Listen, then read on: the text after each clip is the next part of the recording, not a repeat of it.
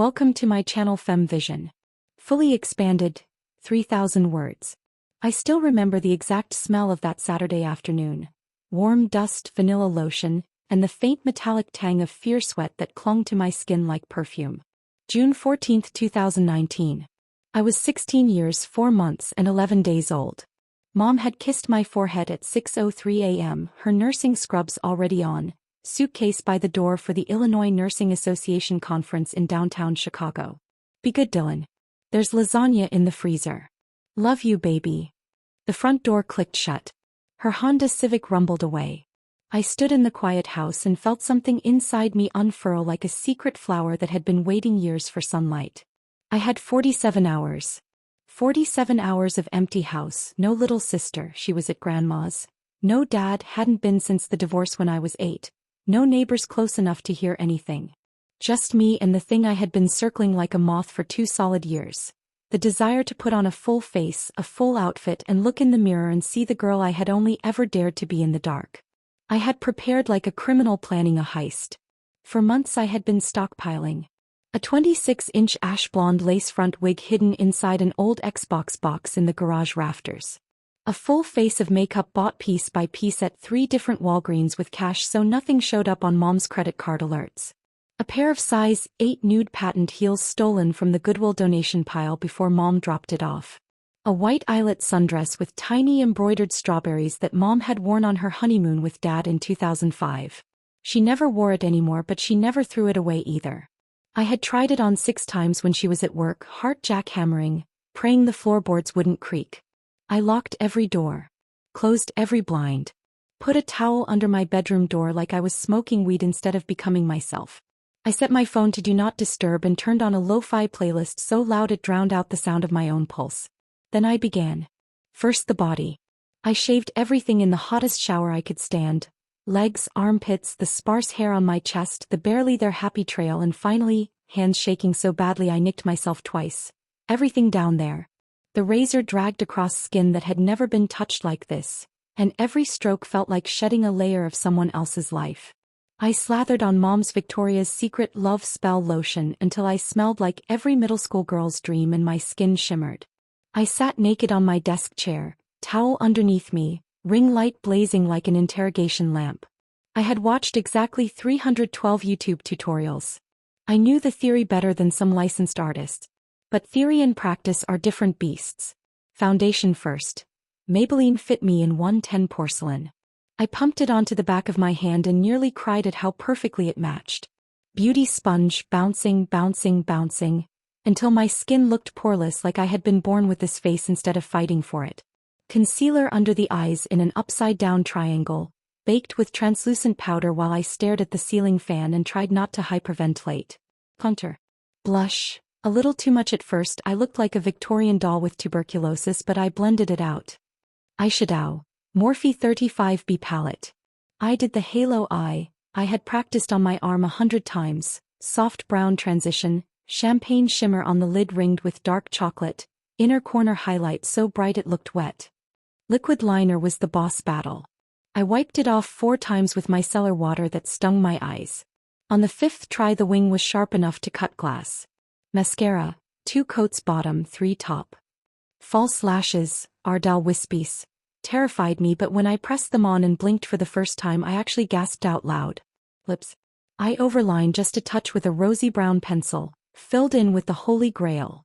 Mom's YSL Rouge Per Couture in shade 09 Rose Stiletto, that she only wore on date nights that never happened anymore. 1 layer, blot, 2nd layer, clear gloss on top until they looked pillowy and expensive. Then the wig. I sat it on my head, tugged the lace, clipped it down, brushed the hair until it fell in soft waves past my bra line. I turned to the full-length mirror I had dragged in from Mom's room. The boy was gone. There was a girl. A real, breathtaking girl with huge blue-green eyes, fluttery lashes, glossy rose lips parted in shock, long blonde hair framing a heart-shaped face. Cheeks flushed. Collarbones sharp above the satin cups of the pink bralette I had ordered from Shine and hidden inside a hollowed-out calculus textbook. I looked beautiful. I looked like someone I would have fallen in love with. I looked like someone I wanted to be forever. I started crying, quiet, happy tears that made the lashes heavy. Then I laughed at myself and wiped them away before they could ruin everything.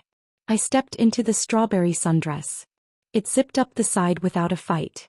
The hem hit mid-thigh, flaring just enough to hide the fact that I still had boy hips. I slipped into the nude patent heels, 2 inches higher than anything I'd practiced in, and wobbled, caught myself on the desk and took my first steps. Click-clack. Click-clack. Every step sent a jolt straight between my legs. I tucked 3 pairs of panties and a strip of duct tape, painful but effective, and the front of the dress lay smooth and innocent. I twirled. The skirt flared. I laughed out loud, a high, giddy sound I had never made before. I spent the next 3 hours living inside the fantasy. I took selfies, hundreds. Soft girl poses, hand on hip, pouty lips, hair flip. I walked up and down the hallway practicing a sway I had seen in 1,000 Instagram reels. I lay on my bed and stared at the ceiling and whispered to the empty room, "Hi, I'm Delilah," over and over until the name felt like it belonged to me. I felt free for the first time in my entire life. I never heard the car pull up. Never heard the front door open. She had forgotten her laptop charger and the conference hotel Wi-Fi was trash, so she turned around 20 minutes after leaving. Never heard her footsteps on the stairs. I was in the bathroom reapplying lipstick in the big mirror, practicing duck face when the door swung open. "Dylan, honey, the conference got..." She stopped mid-sentence. I froze, lipstick halfway to my mouth. Time fractured. Mom stood in the doorway in her teal scrubs, conference lanyard still around her neck, eyes wide as dinner plates. They traveled from the wig to the full face of makeup to the strawberry dress to the heels and finally to the phone propped on the sink recording a TikTok transition I had been attempting. The lipstick fell from my fingers and clattered into the sink. Silence stretched like a wire about to snap. I waited for the screaming. For the disgust. For, "What the hell is wrong with you?" Or, "You're going to hell," or, "Get that off right now." Instead, her face crumpled. Not in anger. In pain. She dropped her purse, crossed the bathroom in 2 strides, and pulled me into her arms so hard my wig shifted. I shattered. I started sobbing, huge, violent, ugly sobs that smeared Wessel across her scrubs and ruined the lashes and sent black mascara rivers down both our faces. I tried to pull away, tried to rip the wig off, claw the makeup off, but she held me tighter. "Shoo, baby, shoo, it's okay, I've got you, I've got you." I couldn't stop. All the fear and shame and longing I had carried alone for years poured out in that bathroom until I was limp in her arms. When the storm finally passed, she pulled back just enough to cup my face, thumbs wiping mascara tracks, and looked me dead in the eyes. "Dylan, honey, you are so beautiful." I started crying again, quieter this time. She guided me to my bed, sat me down, grabbed a pack of makeup wipes from her bathroom like she had done it 1,000 times, and started gently cleaning my face. We didn't speak for a long time. Finally she asked, voice barely above a whisper, "How long?" I swallowed the lump in my throat. 2 years.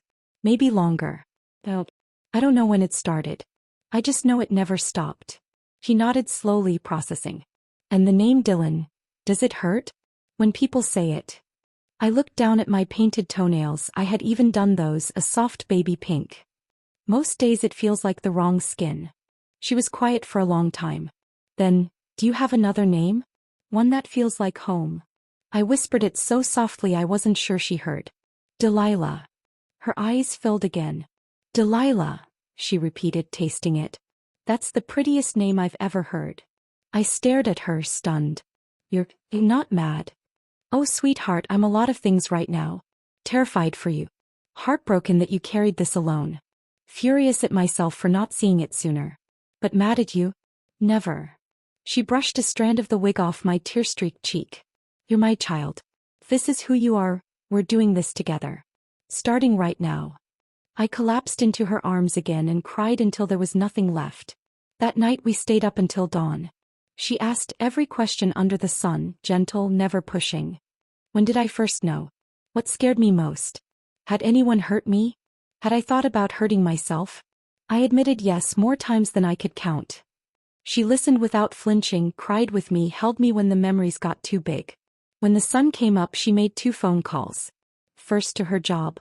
"I'm taking a personal leave starting today." Second to the pediatrician. "We need a referral to a gender therapist. As soon as humanly possible."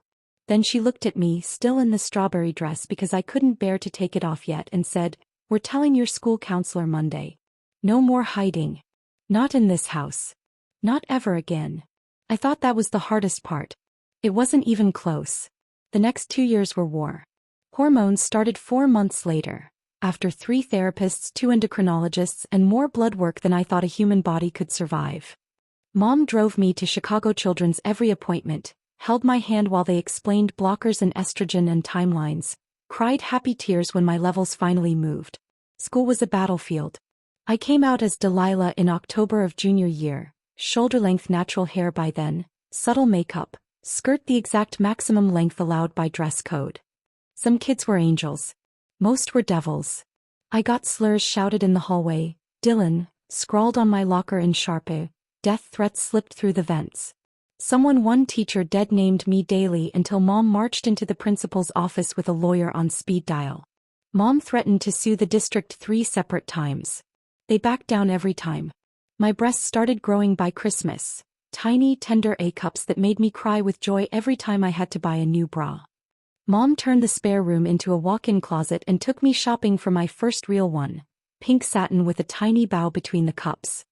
We both sobbed in the Macy's fitting room. She learned to do winged eyeliner just to help me on days my dysphoria made my hands shake too badly. She sat through every support group, every therapy session, every breakdown when the changes felt too slow. And when senior year started and the harassment got so bad I stopped eating, she did the most mom thing imaginable. She put the house on the market without telling me. One night in March she sat me down with 2 plane tickets. "We're moving to Seattle," she said simply. "Better laws. Better schools. A fresh start where no one knows anything but your real name." She sold the house in 11 days, quit her job, packed us up, and drove cross-country with me in the passenger seat wearing my first legal prescription estrogen patch and a smile I couldn't wipe off. I started senior year as Delilah. No dead name, no history, just a blonde girl with a mom who would burn the world down to protect her. I graduated top 10%. Got into cosmetology school on scholarship. Grew my hair to my waist. Had my legal name and gender changed the day I turned 18. Mom threw a party with pink balloons and a cake that said, "It's a girl." Finally on paper too. Now I'm 22. I'm 5 feet 8 inches, 28 dd, size 6, voice like a Disney princess on helium. I do bridal makeup for a living and cry happy tears every time a bride tells me I made her feel beautiful, because I know what it's like to think you never will be. I have a girlfriend named Maya who calls me princess, unironically, and kisses the little scar behind my ear where the wig cap rubbed the first night I ever became Delilah. And I have a mom who texts me every single morning without fail. "Good morning, my beautiful girl. I'm so proud of you." That Saturday in June I thought being caught was the worst thing that could ever happen. I thought the second Mom saw the lipstick and the dress and the lashes, she would see a broken son. Instead she saw her daughter. And she chose me. Every single day since. She saved my life. If you're reading this right now, hiding in your room with a drugstore lipstick in your shaking hand, terrified of footsteps on the stairs, I need you to hear me. Sometimes the people who love you most are just waiting for permission to love all of you. Sometimes being caught isn't the end. Sometimes it's the moment you finally get to start breathing. My name is Delilah. I was caught in full makeup at 16. And it was the best thing that ever happened to me. You are not alone. You are not broken. And one day someone is going to look at you, really look, and see the most beautiful girl in the world. I promise. Just hold on until they do.